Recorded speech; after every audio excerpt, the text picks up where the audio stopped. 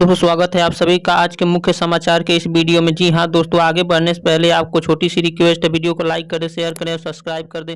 नया वीडियो पाने के लिए बने रहें। शुरू की मालकिन सोनी सुमन बादशाह, कॉमेडियन स्टार सोनी सुमन देखिए शादी का वीडियो कैसे गा रहे हैं। लाइव वीडियो देखिए, साथ में अंजू सरगम है और लाइव वीडियो आप दोनों लोगों का देखिए। कॉमेडियन स्टार सोनी सुमन जो इन दिनों छाई हुई हैं, आप लाइव वीडियो देख सकते हैं, जल्दी से जल्दी देखें। नमस्कार, प्रणाम। हम बानी अंजू सरगम और सोनी सुमन।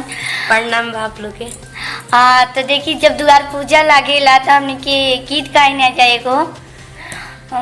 जब दुआरे बारात आवेला तो अपना खोरिया बाहर कवन पापा अब तोरे दुलाता माताए लाला खाए के मांगले पूरी कचौड़ियो लड़ने के मांगे दानाए लाला अपना खोरिया बारा के सपापा अब तोरे दूल्हा दामाद ए लाला खाए के मांगले पूरी मिठाई हो लड़ने के मांगे दाना ए लाला। और एगो और कैसे गावाला वो गा के आप लोग के सुनाओ तनी जा।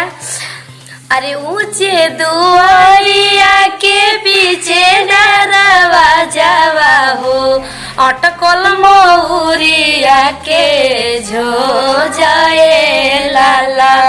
अरे घोड़ावा चढ़ल आइले दूल्हा झबुआ दूल्हा अटकल मौरिया के झो जाए लाला।